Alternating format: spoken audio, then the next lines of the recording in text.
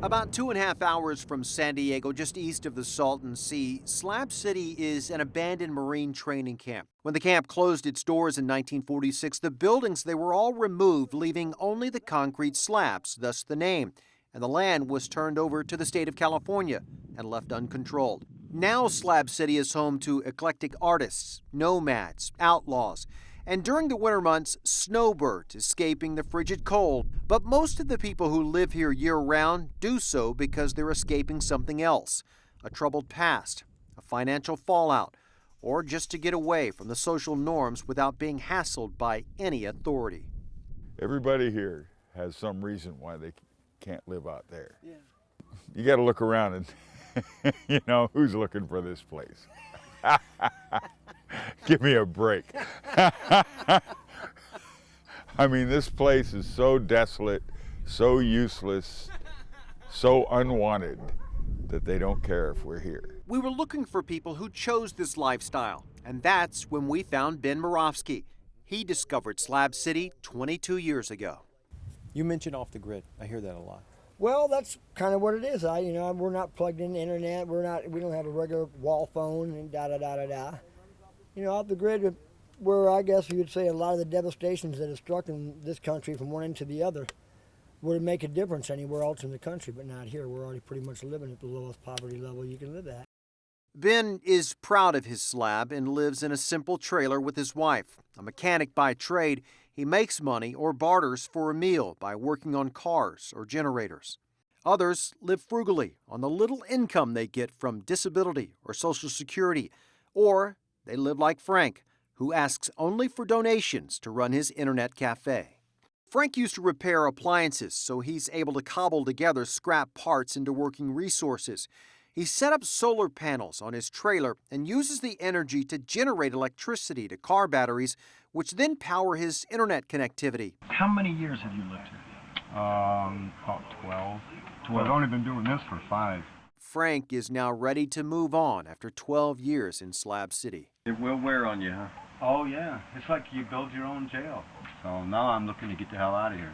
Grab my backpack and my dogs and or get on my bike. I still have my bike I used to travel all around the country with. One way or the other, I'm out of here before the summer comes.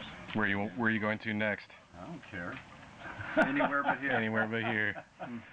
But what brings most people to Slab City, either just passing through or those who decide to stay, is the spectacle of Salvation Mountain. It started as one man's tribute to his faith, but it's now become kind of a mecca for fans of the cult independent film Into the Wild. Salvation Mountain founder Leonard Knight is featured in that film.